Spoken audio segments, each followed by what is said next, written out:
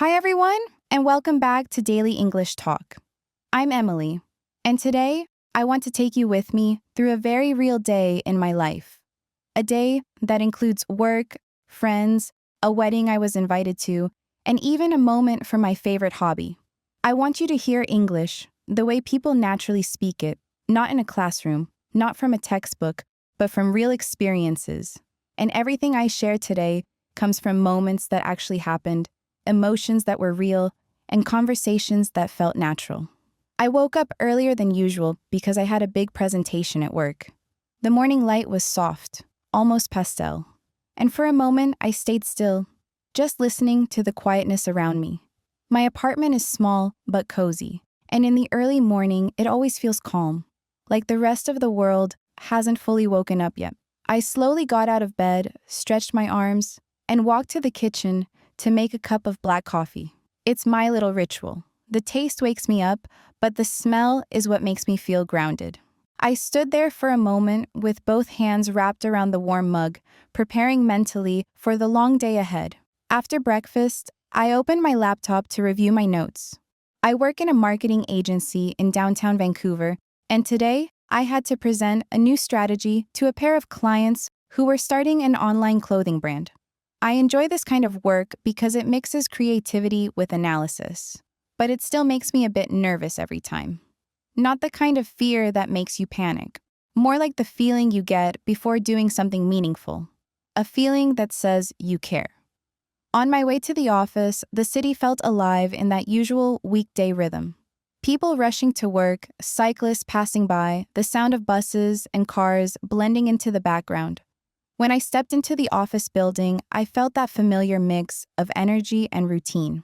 I greeted my coworkers as I walked in, and then I saw Daniel sitting at his desk already typing something. He had this tired expression like he hadn't slept much.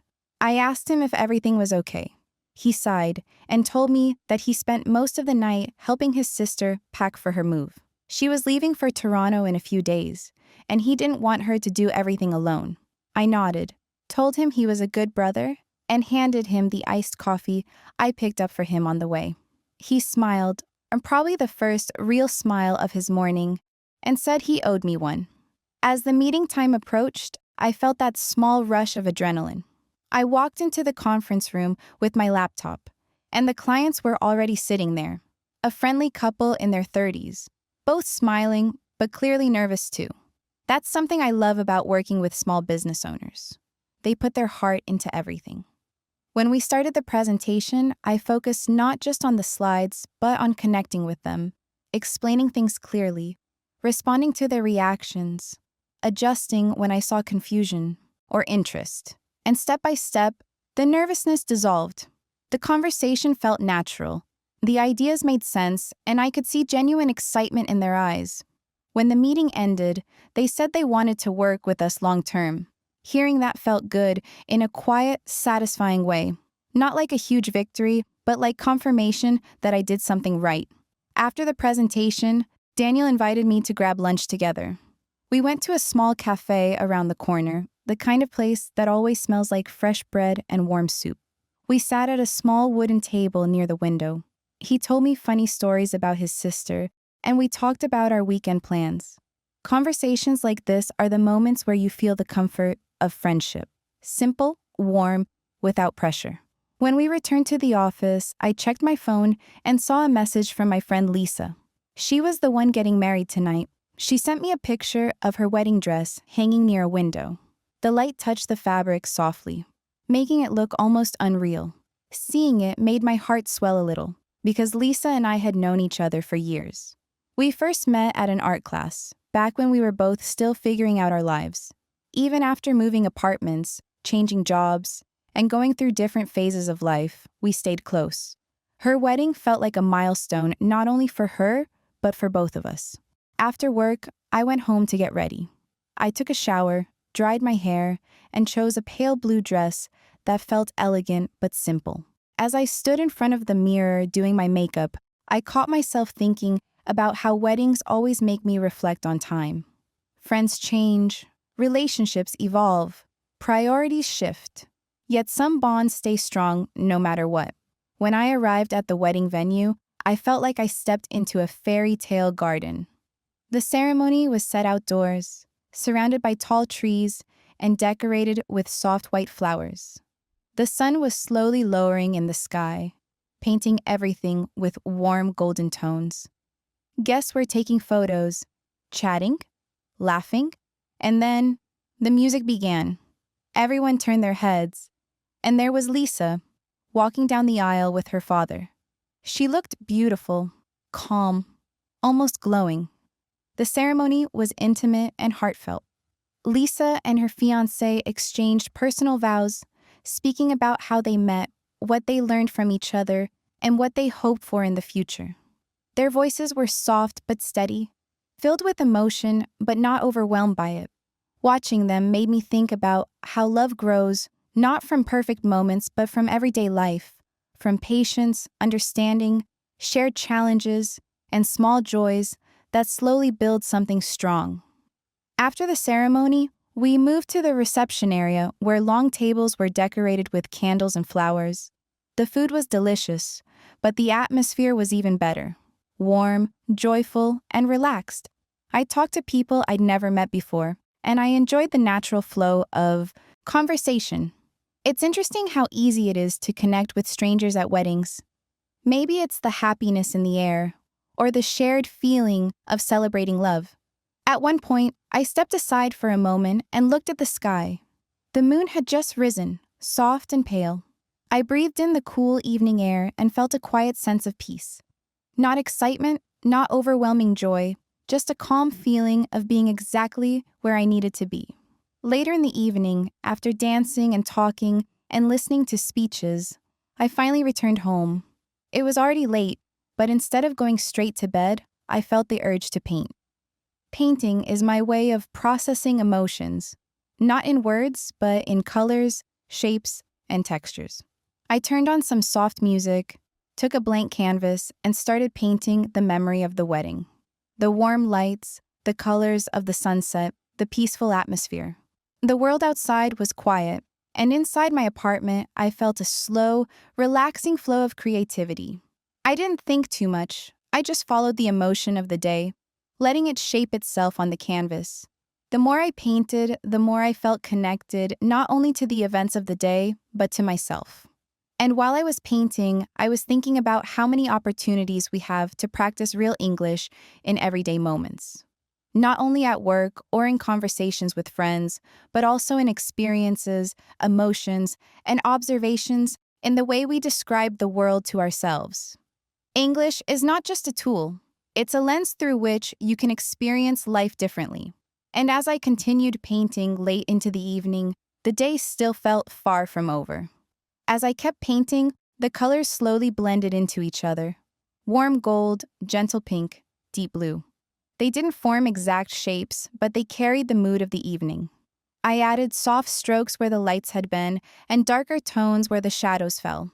It felt almost like reliving the moment, but from a quieter, more personal angle. The wedding had been full of movement and voices, yet here in my apartment, everything had turned into stillness. The contrast made me think about how different the same experience can feel when you look at it again later, when the noise fades and only the emotion remains. At some point, I put the brush down and stepped back to look at the painting. It wasn't perfect, and honestly, I never try to make my paintings perfect. For me, painting is not about precision. It's about capturing something that words can't express. The canvas showed softness, warmth, and a kind of quiet joy, exactly the way the evening felt to me. I smiled, because it reminded me why this hobby mattered so much in my life. It gave me space to breathe, to understand myself, and to slow down when the world moved too fast. I washed the brushes, turned off the music, and walked into the living room. The apartment felt peaceful, the way spaces feel after a good day. I sat on the couch, pulled my feet up, and checked my phone. There were a few messages, one from Daniel showing me a picture of a half-eaten donut with a dramatic caption about how he deserved sugar after surviving the presentation, and another from Lisa thanking everyone for coming. Her message was short but full of emotion, And she added a little heart at the end, which somehow made it even more sincere.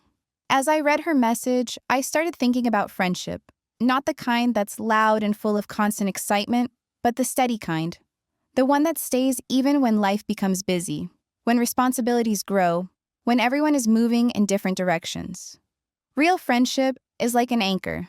It doesn't pull you down, it keeps you steady. It reminds you who you are when everything around you changes.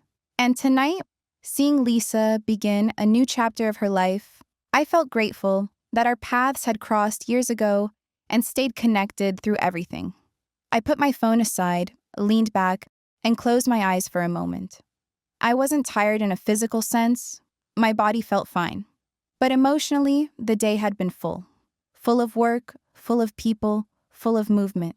I needed a moment to let everything settle. The room was dim except for the soft light of a lamp in the corner.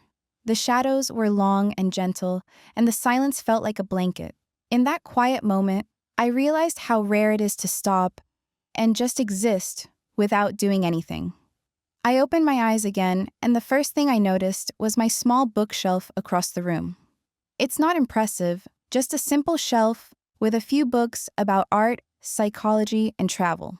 On the top shelf sits a tiny ceramic bird that Lisa gave me years ago. She once said it looked like freedom, and at that time, I didn't fully understand. Now I think I do. Freedom isn't always about going somewhere far. Sometimes it's about feeling comfortable where you already are. It's about being able to express yourself, to choose your path, to surround yourself with the right people. I stood up and walked to the window. Outside, the city lights were soft and distant, moving like tiny stars along the streets. A few cars passed, their headlights reflecting on the wet pavement. Somewhere far away, someone laughed, the sound echoing faintly. It was one of those nights when the city feels alive but gentle, as if it's whispering instead of shouting.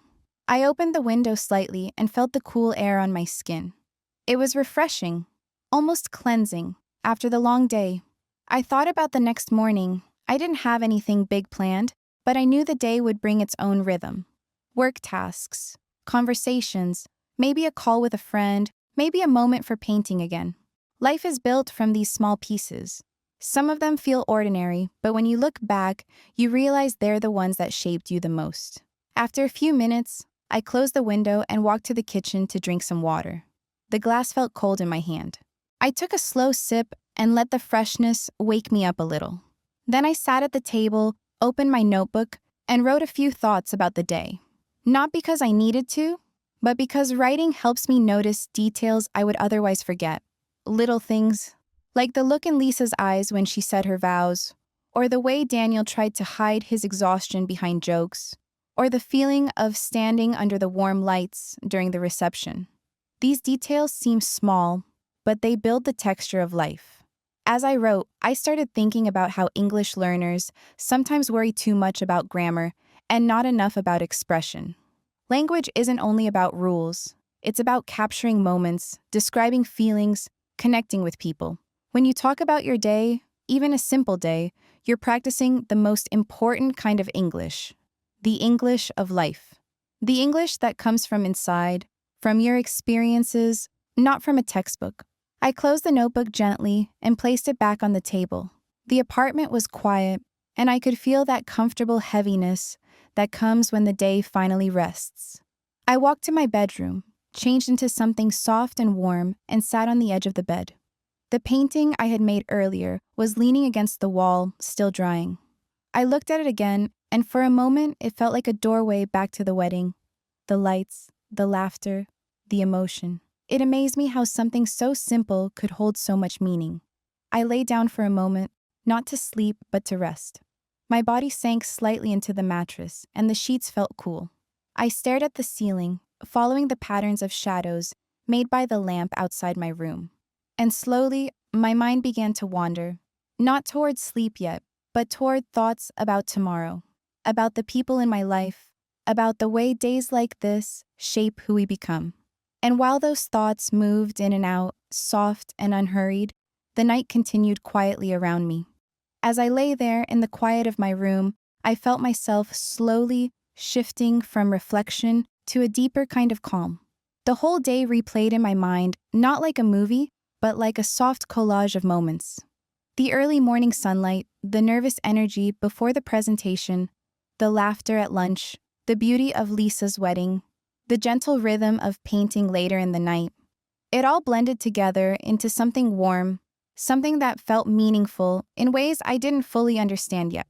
I turned on my side and listened to the faint hum of the city outside. It was steady, almost like a lullaby. Life doesn't always give you loud or dramatic days. Most days are built from small pieces, quiet scenes, simple interactions.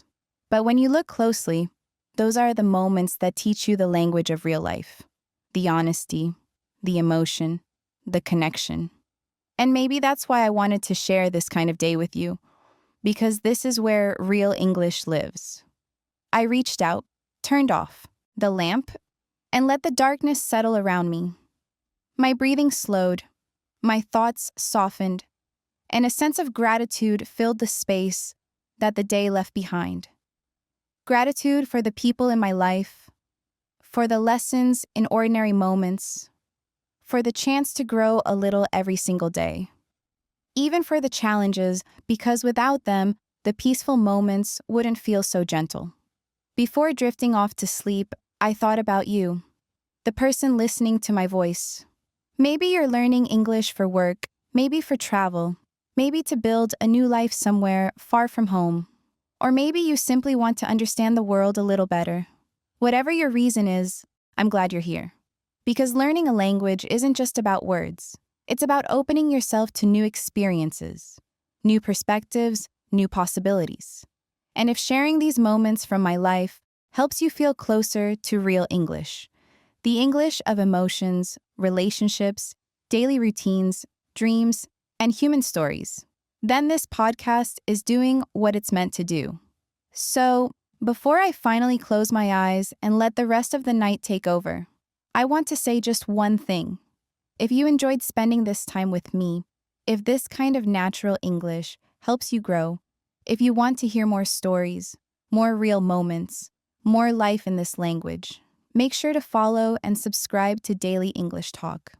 There are many more days to share, many more stories to tell, and I'd love to spend them with you. Good night, and thank you for listening.